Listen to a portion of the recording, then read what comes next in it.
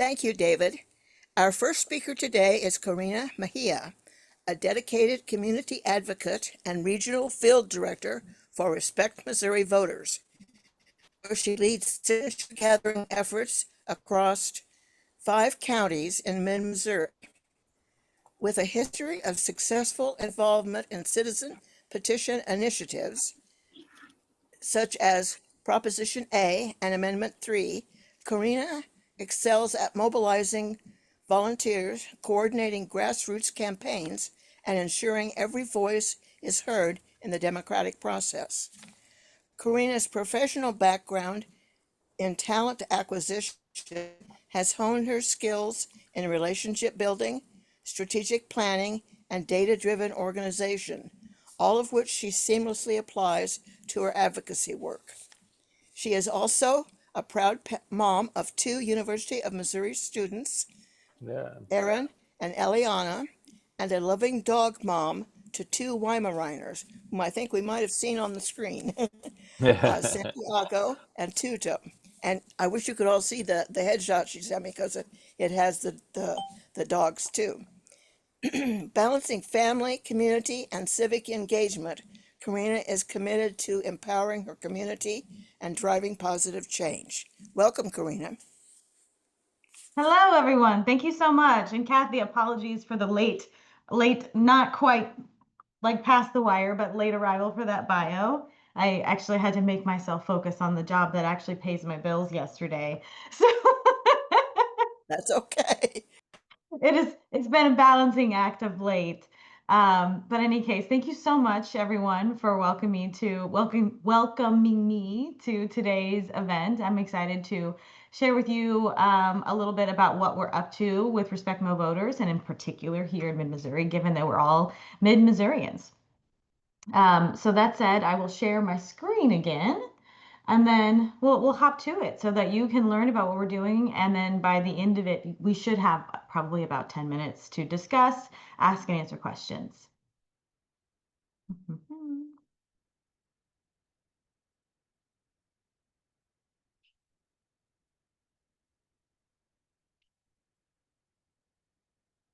Okay. So for any of you who want to get involved or volunteer in any way, there is a QR code. Of course, I can share that with you separately if that's something that you would be interested in. Okay. So I'm going to essentially cover in broad strokes what the policy goals are. There's absolutely an opportunity for me to share with you all what the language in the ballot initiative will look like. But realistically, if you understand the policy goals, then you understand what the ballot is going to do. But like every Missouri ballot initiative, whether that we are committed to trying to get past our legislature following the potential passage of this initiative, would require some pretty stringent language. So then beyond that, we'll talk about essentially the issues that we face with past initiatives, and then more or less what we're up to, and then again, ways that you can participate.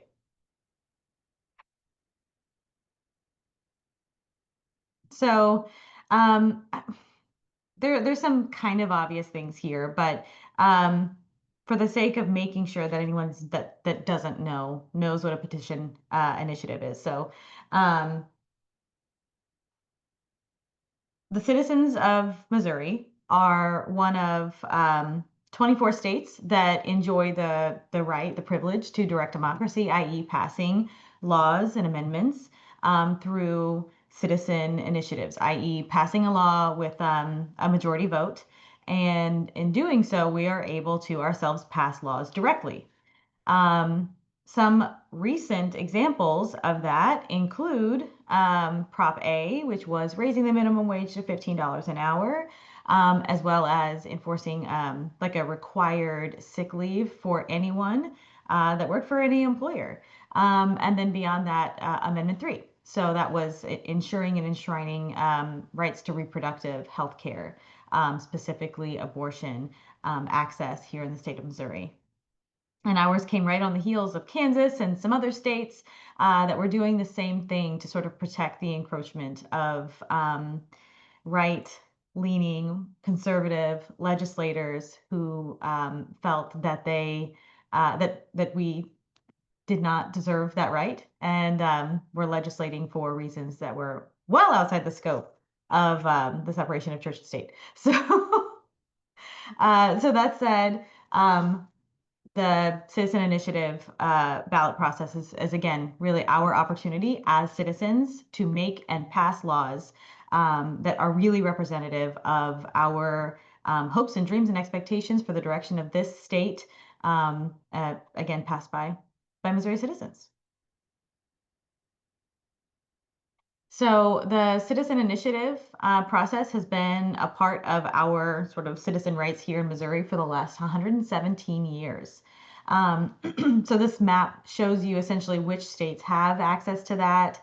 And so we're pretty lucky in that, especially given that we're in one of the states that continues to have a supermajority that continues to demonstrate that it is not representative of its constituents, either through gerrymandering or just complete willful ignoring of the interests and well-being of the people, which is in direct opposition to what you might understand is on the front of the Capitol building. I don't know if you know what it says on the front of the Capitol building in Latin, but in English, it says the welfare of the people shall be the supreme law. I don't know if they just think that in their sort of patronizing efforts that they really truly know better than we do for ourselves. But in any case, again, protecting the citizen initiative process and keeping them from moving the goalposts will protect this right for us to continue to have an opportunity, regardless of supermajorities on either side, frankly, to pass laws and ensure that those laws are reflective of our interests. So per John Ashcroft, my God, one of the most common political names here in Missouri, 1992. So it's through the initiative process that those who have no influence with elected representatives may take their cause directly to the people. And you see, we likely all see the growing need to protect this process, given the recent gerrymandering through the special session of the legislature just a couple of weeks ago, or was it last week? Was it last Wednesday? I think it was. Previous, whatever. That was the day we had our launch day for Respect No Voters. But in any case, that special session gerrymandered away Congressional District 5, and now we are left with one single blue congressional district.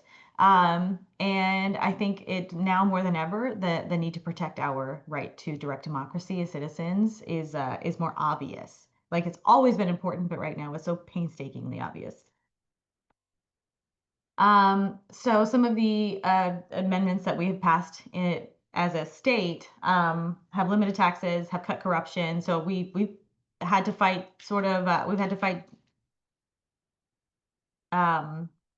gerrymandering when in the past when they were trying to pass laws that made it such that they could do whatever they want, and then we actually fought against it and they still overturned it, essentially allowing for gerrymandering to continue to be a problem here in the state. We passed Medicaid expansion and they also rolled that back. We were successful as a state in decriminalizing marijuana. No one tried to overturn that, at least in any successful endeavors.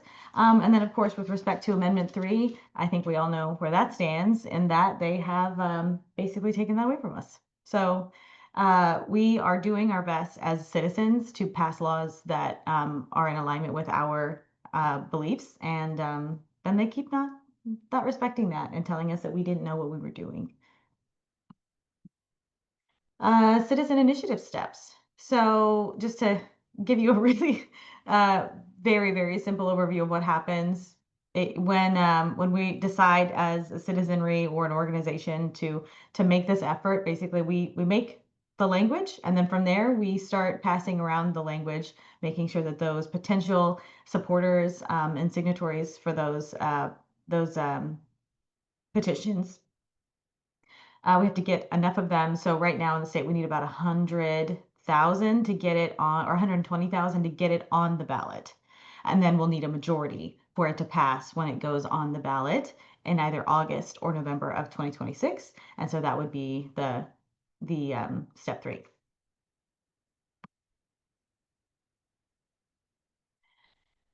So this is reflective of the trust that that Missourians demonstrate, and really any state wherein you can pass laws through the citizen initiative petition process. So specifically through polling measures, we understand that when laws are passed, the ways that those are passed have varying degrees of trust from the citizens. So this graph here is really demonstrating that through polling, we understand that citizens are more trusting of the laws passed through the initiative process because they are passed directly by the people without political motivation beyond the specific issues that are being addressed in those laws, as opposed to the laws that are passed via executive through the state legislature or via executive order. So to qualify for the ballot, we have to collect signature minimums in 6 of Missouri's 8 congressional districts. And so we are already started. We launched on September the 10th. And at least in mid-Missouri, we've already reached 6% of our signature gathering goal. And that was largely in part to our presence at a big rally in opposition of the gerrymandering that was happening during that special session. And we actually have more votes, or not more votes, more signatures since that time. But we'll understand what that looks like with following this coming notary event on Saturday following the rally at the Capitol, and then again on Sunday. So lots of opportunities to do our job, but we are in our counties are here in Congressional District 3. Sorry, I'm struggling with the lubrications.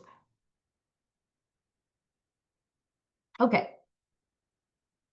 So the citizen initiative is already really difficult because you still have to get 300,000 voter signatures, like total as a state. And so we're responsible for, again, about 20,000 of those signatures here in mid-Missouri because we're more rural here.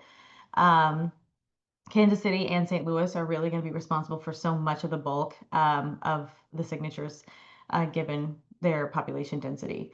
And then otherwise, we'd have to get 51% of the legislature to support us. And given the particular types of initiatives we have passed, those would not pass the legislature given our supermajority status.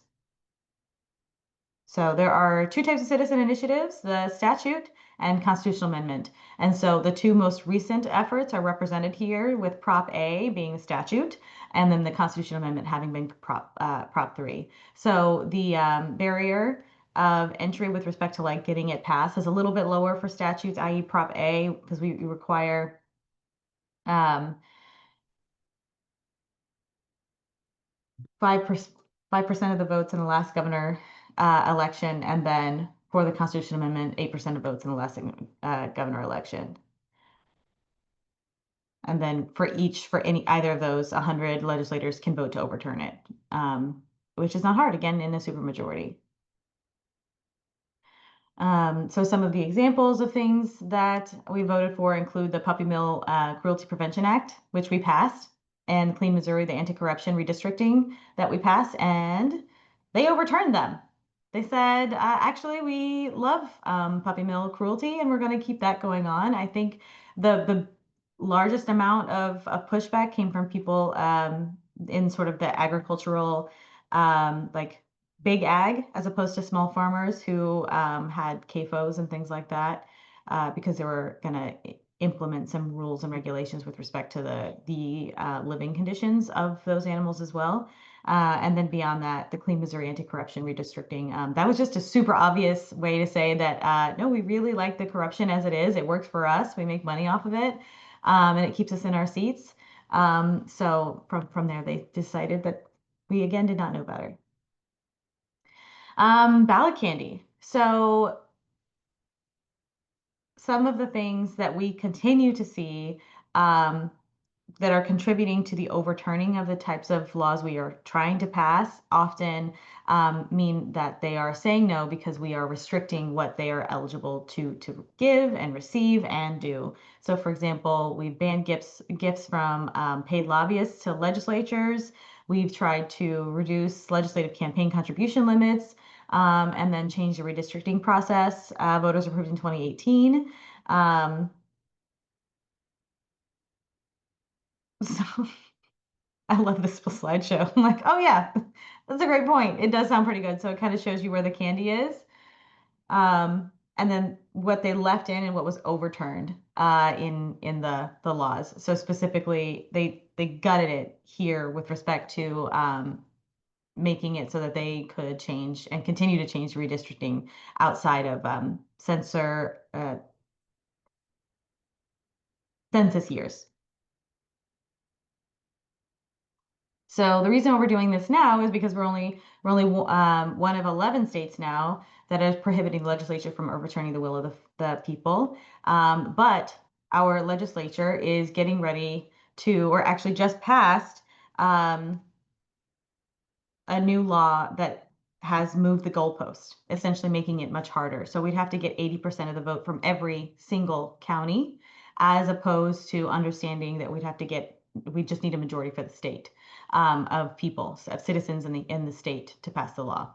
And so that would be really, really hard to do that successfully, especially given that would provide a significant amount of power to very, very rural, sparsely populated communities over more densely populated places, or even somewhat densely populated places, to see reform and change happen.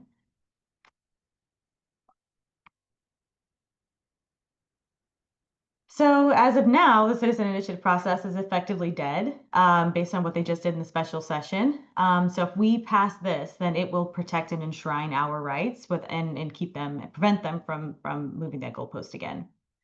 So our policy goals are to undo what they just did the special session, and then protect the process itself, as well as go back all the way to 2010 and reestablish both the statutes and the amendments that we have passed since then. Um, and keep them from putting deceiving language on the ballot, which is also another problem. So what we expect to see in the coming election with respect to Amendment 3 is what we've already seen is that they're trying to tell us that we didn't understand what we voted for, and putting new language on the ballot to get people to essentially agree to that because the language is so confusing.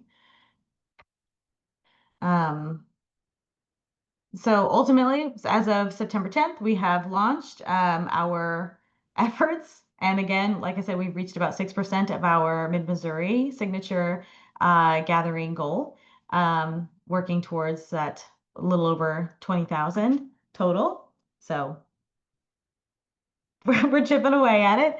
And ultimately, our goal is to be present at all of the community events and find people who want to participate in this process, find opportunities to speak to people like you guys to make sure that when you go out in the community, you feel comfortable talking about this, and building support for our movement in more and more, ever more tangible ways to, again, protect our right to direct democracy here in the state.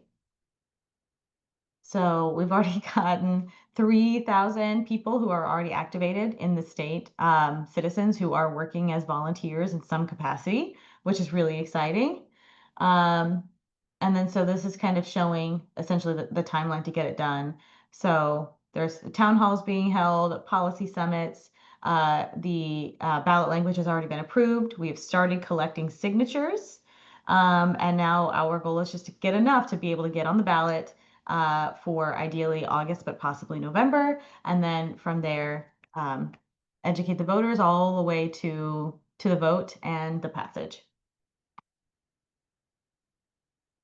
So just quick review. The amendment bans the legislature from changing anything passed by citizen initiative unless by 80% support in both chambers. and then bans the legislature from making initiatives harder for citizens to use, and then takes the power out of the politicians' hands to write ballot titles and impose stricter language rules, which is, i.e., keeping them from making that language ever more confusing. These are some of the community leaders that have supported and organizations that are supporting our movement. So we have a lot of grassroots support. We are working hand in hand with these organizations across the state, really. And there's ways that you can help. So of course you seem all very politically engaged and are likely engaging in ways that work for you and other opportunities or organizations. That said, we need people who make phone calls. We need people who want to, host events in their house. We need people who will enter data if you are at all tech savvy. And you're all here on a Zoom, so I'm going to assume that you're somewhat tech savvy. And then of course, if you just want to have a bunch of friends over for a wine night and you want to have someone show up and talk about this, or you feel comfortable doing it yourself, we'll make sure you have the information to do that and the support you need to do that confidently. We also need notaries in the respective in counties all across Missouri. So if you have other like-minded friends who are in support of this organization and either are notaries or willing to become notaries, so that we can have easier access to petition notarizations, like events in the counties that are not just in Boone County or Cole County. That's a super, super valuable thing. And then also people who would be willing to just drive around in Missouri, picking up ballots that have been notarized and then getting them to our validation centers in St. Louis. And then, of course, you can always just get some training, become a trained signature gatherer, and then as you have time, as opportunities present themselves, you gather signatures yourself. So many ways to participate in the process. And this process really is designed to protect all Missourians, our right to direct democracy, to pass laws and initiatives that reflect our interests and really, frankly, the will of the people. So all that said, that is the tea. I will open the floor for questions that you might have for me regarding this organization. Do you see the one from Herb there? I see that Herbert Telema has raised his hand, as well as one other person. Okay, great. Thank you for being with us today. We appreciate you and your message. Question. Yes. What do you plan to do to prevent debilitating language being applied to this initiative when it goes before the people? I don't personally have a plan for that. I mean, ultimately, all we can do as an organization, understanding that part of this initiative is saying we do not support the legislature or oppositional politicians from trying to confuse people using language that is that confuses people. As Missourians, we expect for plain language to be used in as many cases as humanly possible. And this is a perfect example of when plain language should be an expectation and the rule, and without exception. So the response to any presentation of deceiving or deceptive language with respect to this initiative is to ask them to say that again in as plain a language as possible. Tell us what you mean by that. And just to keep doing that and double down every single time until the plain language is clear that essentially they just want to get us to vote against our own interests. And I think that's all we can do as individual participants in the process. But again, the coalition has great messaging and is really working to show and demonstrate time and time again how much the legislature is continually trying to get us to vote against our own interests using deceptive language. And then Mary Scala, is that how you say that? Mari. Mari. Yeah. I think Herb was referring to the fact that Senate Bill 22 is now the law of the land, and the Secretary of State gets to write the ballot language however deceptively he wants to. But my question, I have a couple questions.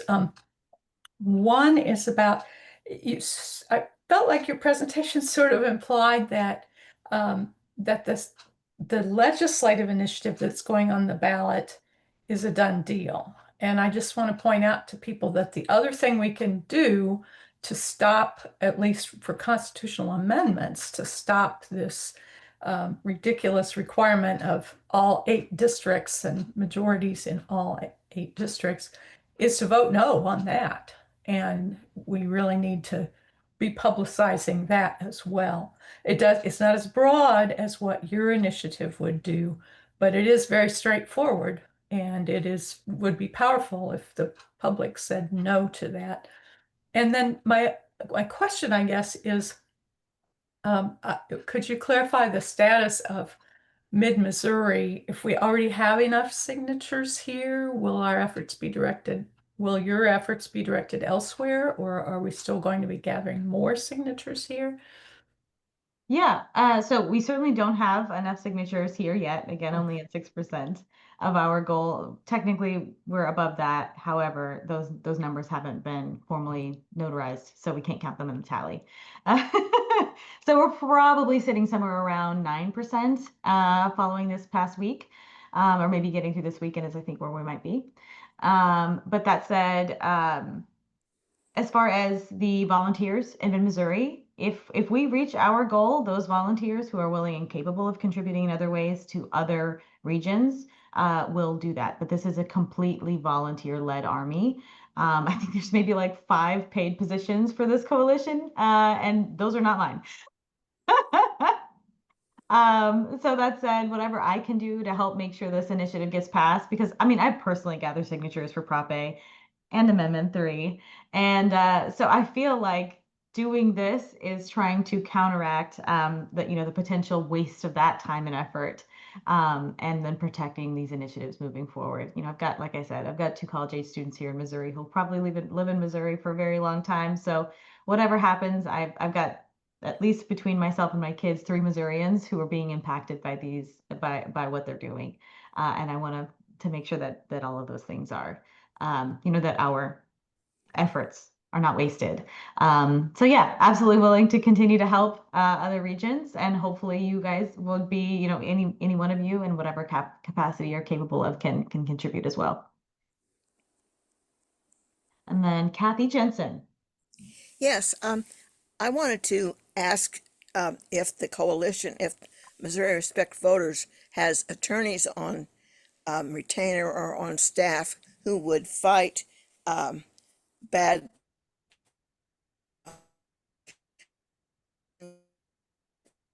that is given to the Secretary of State to write.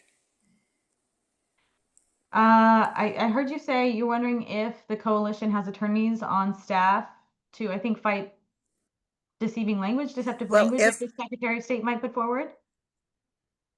Yes, I'm following up on Herb's question because I'm concerned that, as has been done every time, there will be confusing language used trying to deceive the voters. And I think I was thinking your organization would surely have attorneys who would bring a lawsuit about that. Yes, absolutely. We definitely do have attorneys who will bring a lawsuit about that. We also have support from several other organizations that are helping to sort of back our efforts. So yeah, I think we'll have strong representation, but the problem continues to be that regardless of how logical our case is, we have a majority of conservatives on the bench, in the legislature, and in the executive.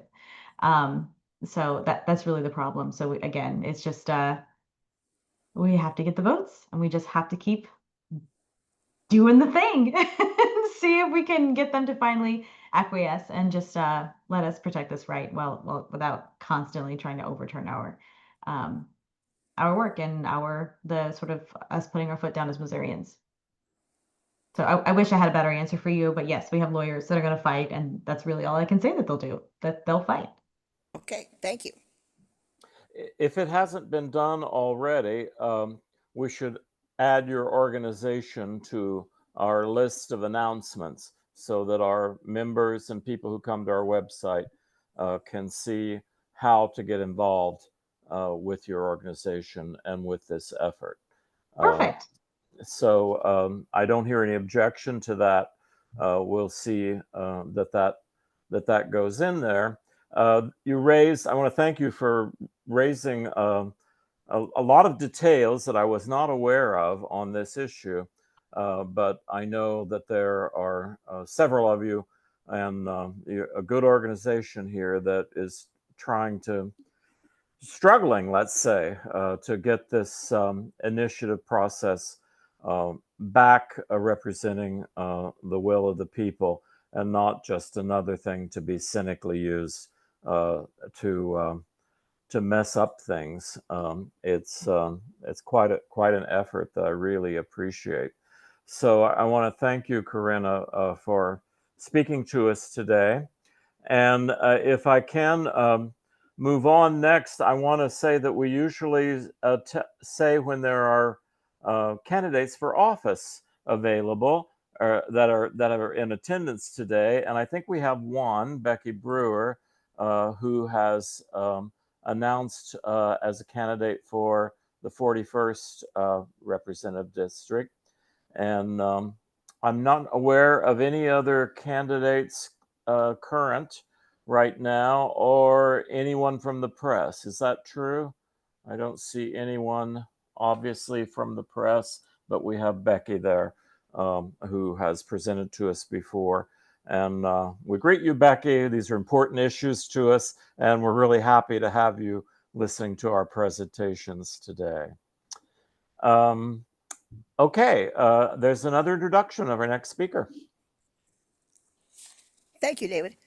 Melana Salisbury is the Central Missouri organizer at Abortion Action Missouri. She joined the team as an organizing fellow after signing a petition to put Amendment 3 on the ballot last spring. Following our Amendment 3 victory, Melana joined the team full-time and has grown Abortion Action Missouri's base in Columbia and beyond. Melana holds a Bachelor of Arts degree in psychology with a minor in economics from the University of Missouri, Columbia. Welcome, Melana. Thank you, Kathy. I will go ahead and try to share my screen. And let's see.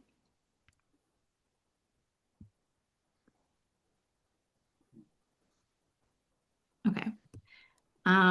So as Kathy said, my name is Melana Salisbury, and I'm the Central Missouri organizer with Abortion Action Missouri. I live in Centralia, in District 44, and I'm going to talk a little bit about who Abortion Action Missouri is, what's happening with abortion access, and more broadly, what are we doing to keep it legal, and how we are fighting back against these anti-democratic attacks that we've seen in the past couple of weeks in particular.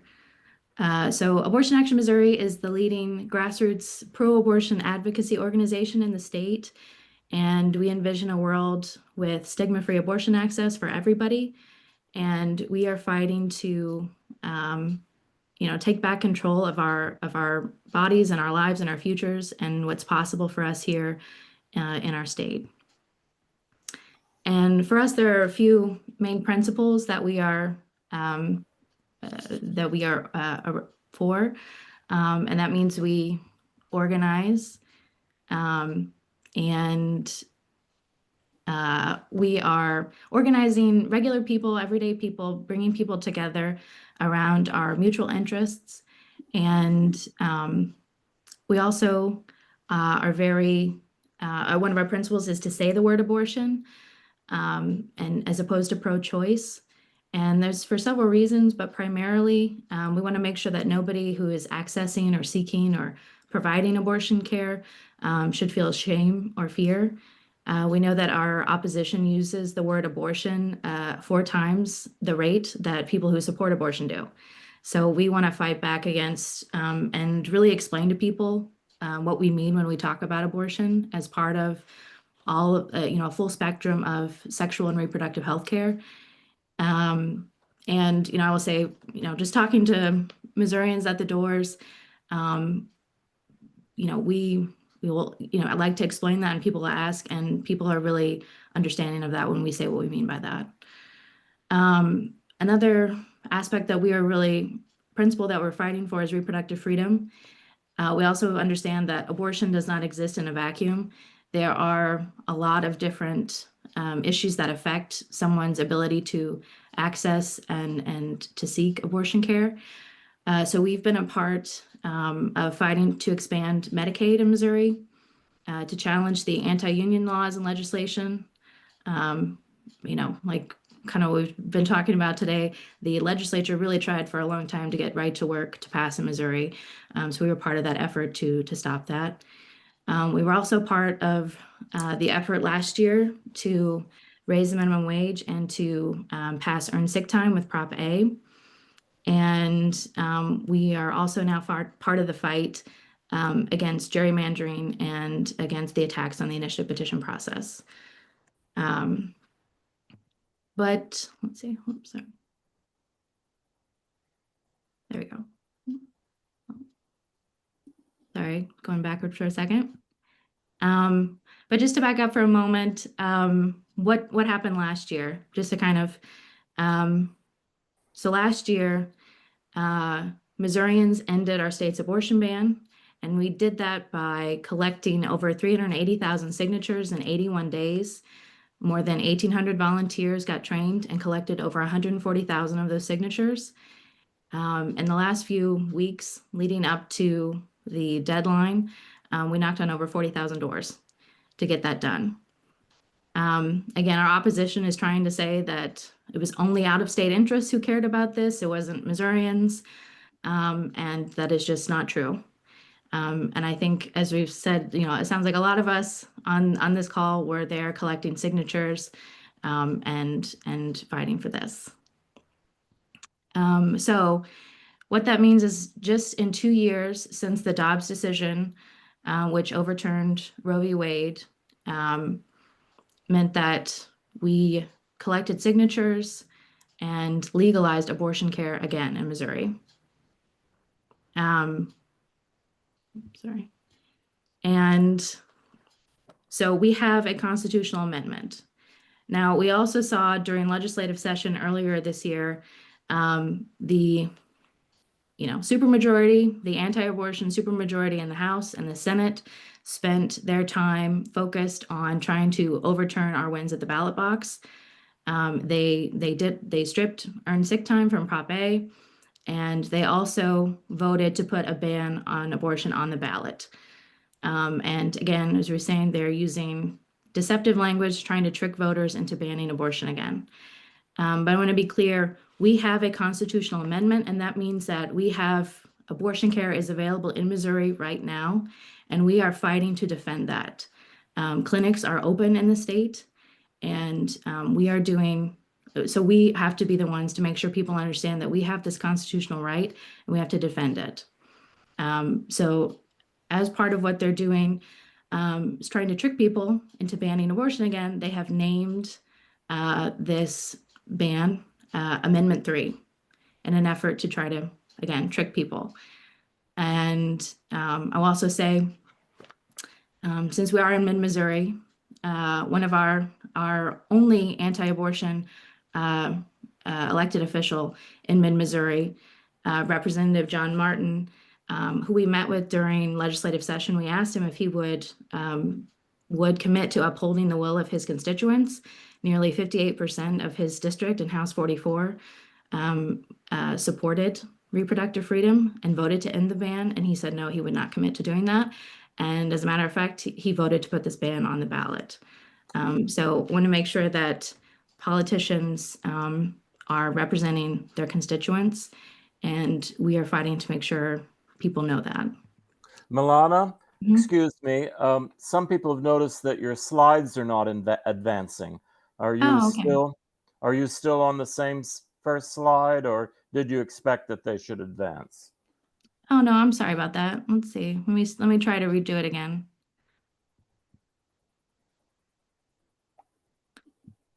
Oh, let's see.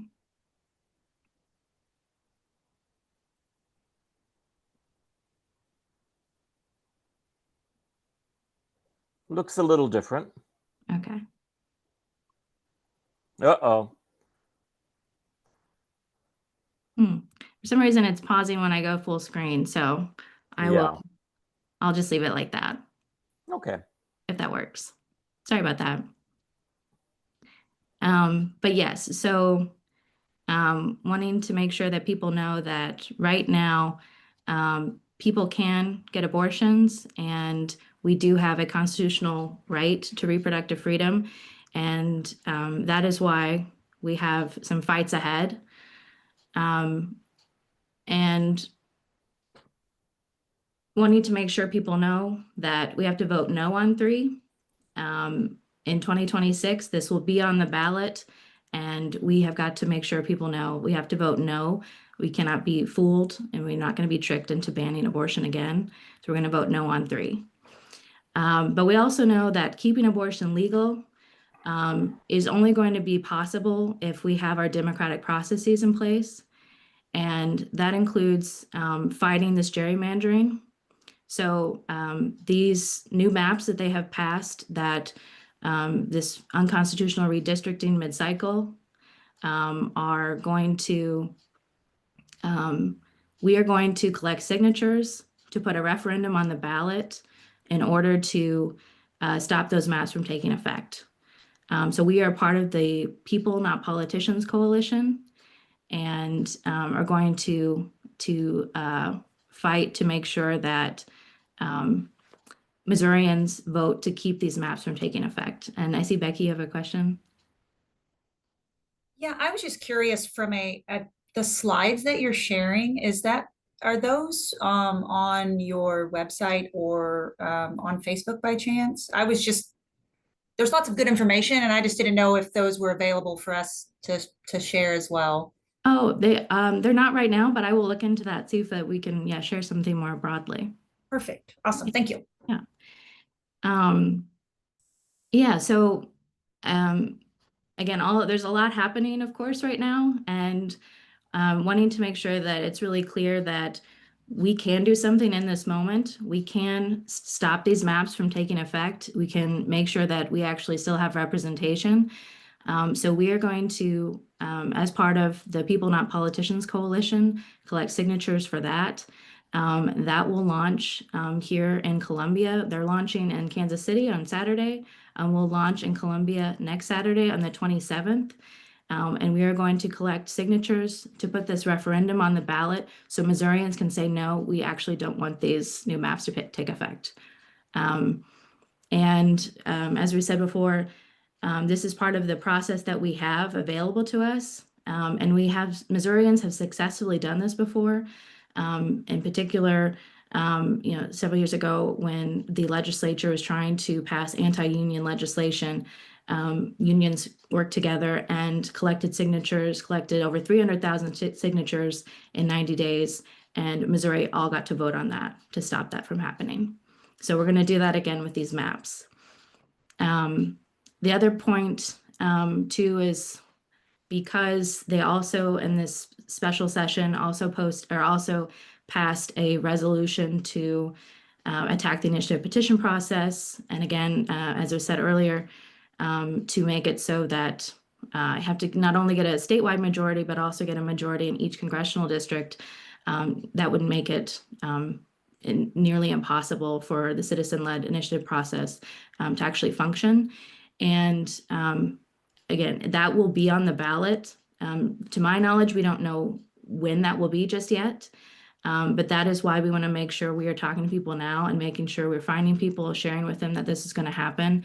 And so we can make sure we keep that from taking effect as well.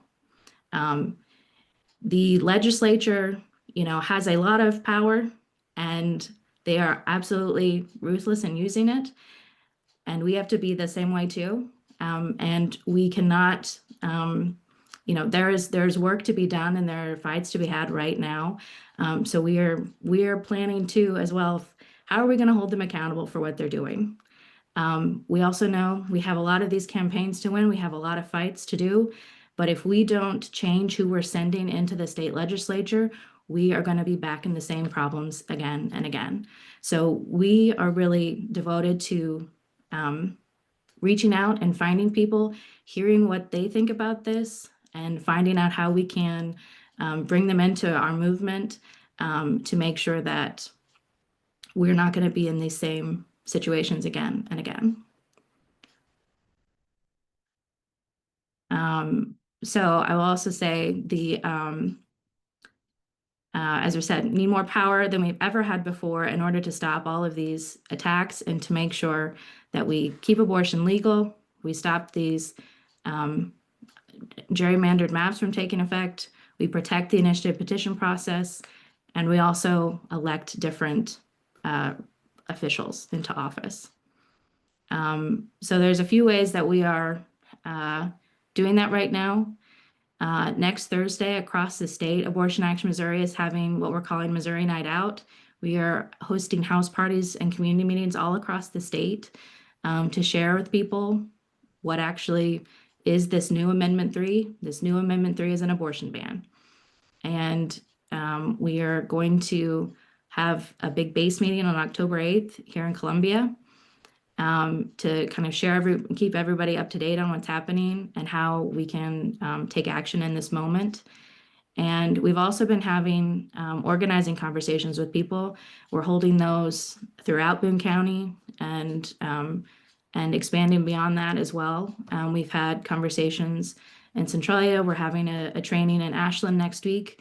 And we've been out on the doors in Columbia. And what we're hearing overwhelmingly from people is they're really angry that the legislature is doing this. They understood what they voted for, and they really want to be a part of changing this and what's possible in Missouri.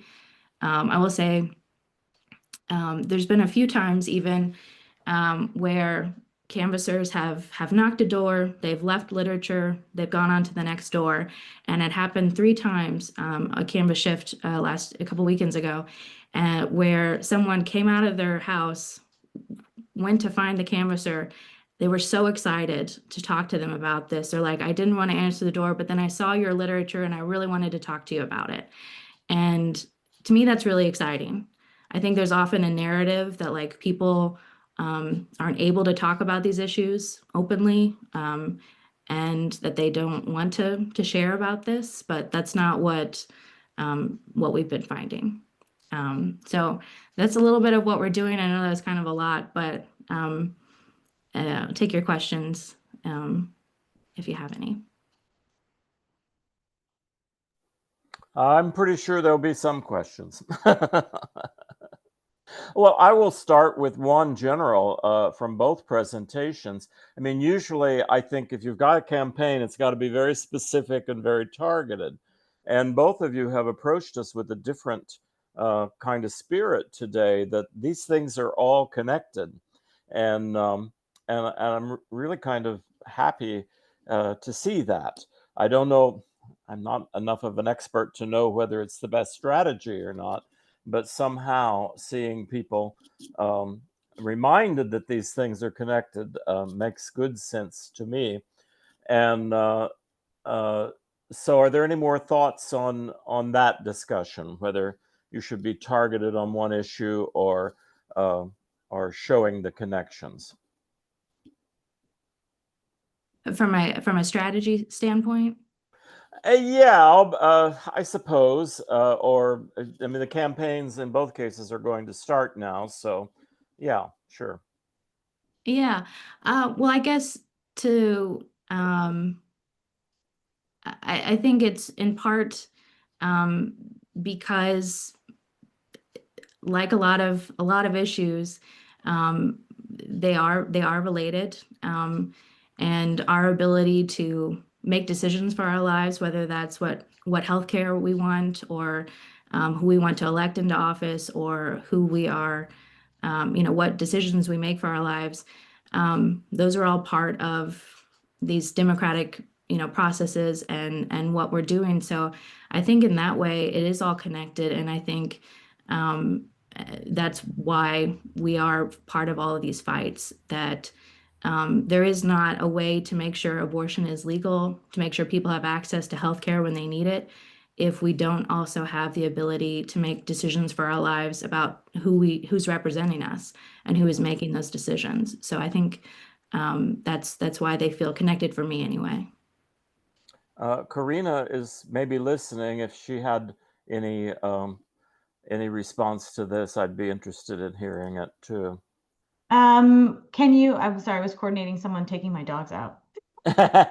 Well, I said Yes. both of the presenters today did something a little unusual. Usually when you've got a campaign, it's pretty specific and you don't complicate it by bringing in other things. Yeah. But there's a lot of crossover and a lot of reminders in both of your presentations that these are related issues. And so as you start the campaign, it's just interesting to hear your thoughts on that a little more. Yeah, and so it's being a representative of Respect MLVoters is on this particular issue is kind of an interesting and delicate situation, right? Because this movement is nonpartisan, right? It is designed to protect the citizen initiative petition process, regardless of who has a supermajority or who has the power in our legislature, who sits in the executive seat, right? But that said, when we are really addressing some of the most recent issues, in particular, Amendment 3 and Prop A, those were passed by a majority of voters, one. Number two, we also know that abortion care, reproductive access, is really not just a Democratic issue. Women across both party lines understand and appreciate the importance and the value of that, despite what they may or may not be representing publicly. And so so all of that is to say, I have to be kind of careful about how I discuss those things in this particular setting. I know that this is a safe place to understand and appreciate how this coalition is working in support of previous efforts up to and including the passage of Amendment 3 and the protection of abortion care and reproductive rights here in the state of Missouri. But beyond that, I'm going to have to toe the line a little carefully or speak with more delicate language, but ultimately, most people are supportive of those things. And so we are able to sort of to use the most recent efforts to repeal our, majority decision to increase minimum wage and to provide sick leave and to make sure that women have access to reproductive rights and abortion care in any circumstance. That is represented because we've already said we support it, and there are some of the most obvious and glaring examples in recent history, literally within the last year, that show that we had the support, and they said no, you don't need to know what you were doing. So yeah, there's a lot of overlap, and we have to represent that. Thank you, Alice. You had a question. Alice, do you hear me? Yes. Okay. So my question could be for both of you, but Melana, I know that because I met you in Centralia at a meeting recently, so you're working in the rural area as well as Columbia. Could you characterize the responses you're getting in the rural area? 58% of them did vote for this. So I'm wondering if you have some words about that. Yeah, I think what we're finding, like I said, is that people are really upset that we voted for this and they're trying to ban abortion again. We're finding that people, like everybody does, has a lot of personal experiences around why they care about this issue. Sure. We've certainly talked to people who've had a lot of different experiences themselves or know somebody who's had experiences. And so, I would say right now they are very similar. Wherever I've been talking to voters, a lot of people feel very similarly that They want to be able to make these decisions for themselves and for their families to be able to make these decisions without politicians interfering. And that's been kind of the overwhelming response that I hear from everybody, regardless of where they live. That's great. Thank you. Yeah. Kathy. Yeah. Kathy, can we have your Yes. question? Yes, sorry. Was letting a cat in. My question is there any consideration, and maybe I missed this, of having workers in each campaign carry both petitions? Like, So I will say, of which petition? Sorry, I cut you off there. would, for instance, workers for abortion action, would they could they also carry the initiative petition to take both of them to get signatures to make For the best. Respect MLVoters one, is that what you're saying? I'm sorry? For the Respect MLVoters petition and for the People Not Politicians petition? Oh, well, Is that what you're asking? I forgot about that one. I was just thinking of the two petitions you all are working on. So I will say Abortion Action Missouri is a statewide organization. And so those decisions of whether or not to support a campaign are really dependent upon, seeing what the policy plan is and analyzing that and what the plan is to victory. So right now our efforts are focused on our work as part of the coalition effort to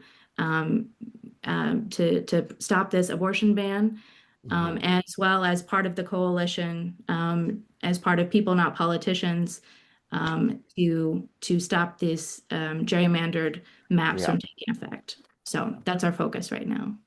Okay, thank you. And I will say that, I mean, our efforts overlap significantly, right? We've already passed an amendment that said we were against, corruption and gerrymandering, and they overturned that. And so this is in support of those efforts. So, I can't speak to Melena's organizational position on carrying two ballots.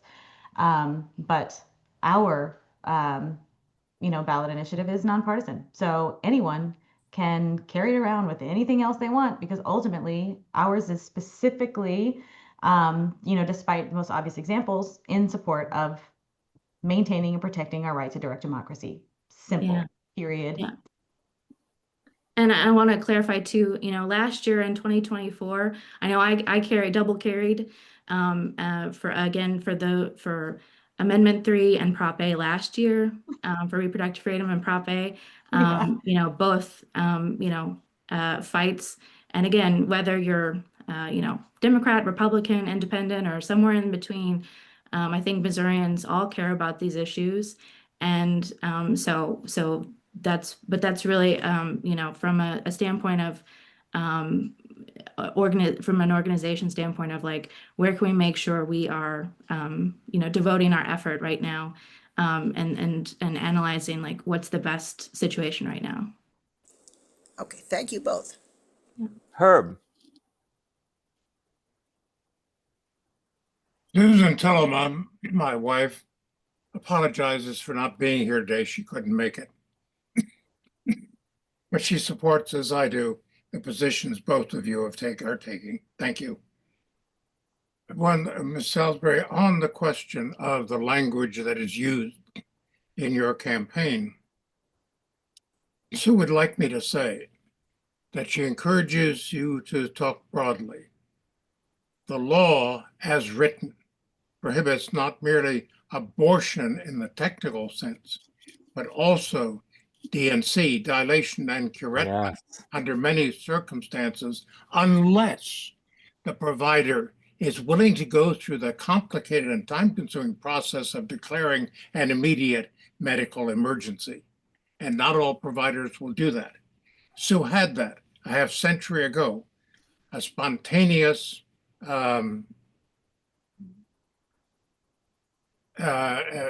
partial ejection. And if she had not had immediate attention, it is her judgment that she would have died. And I believe that's right.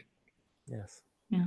This is an issue which deserves to be discussed in the broader terms because of the threat which the law's language, not fully interpreted yet.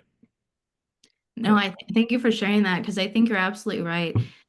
This ban that they are trying to put on the ballot claims to have exceptions, and we know it actually would make it more difficult for people who are experiencing medical emergencies or who are victims of sexual assault to actually then be able to get care when they need it.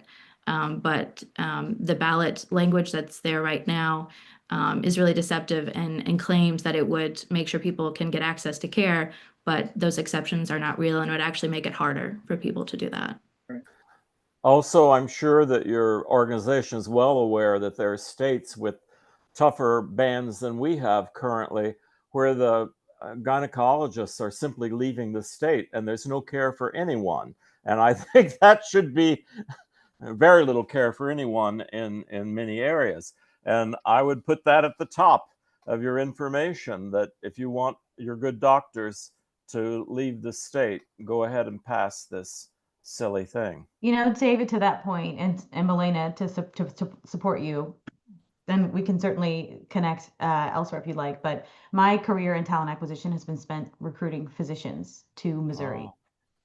And I've personally been responsible for recruitment efforts to identify and find OBGYNs, maternal fetal medicine specialists, who have overtly and in writing communicated to me that they would not ever consider coming to a state that is considering passing more laws and has in fact already passed laws that prohibit the appropriate and standard care for women in crisis, whether it is through unwanted pregnancies, for under any circumstances, or following or during the experience of a miscarriage.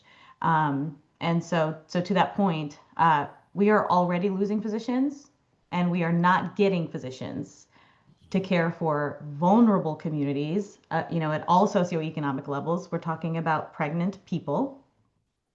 It's already an issue. We are already facing a shortage for those providers. And it is well documented with the American Association of Medical Colleges. It's well documented with the American Medical Association, period, as well as ACOG, which is the American College of Obstetrics and Gynecology.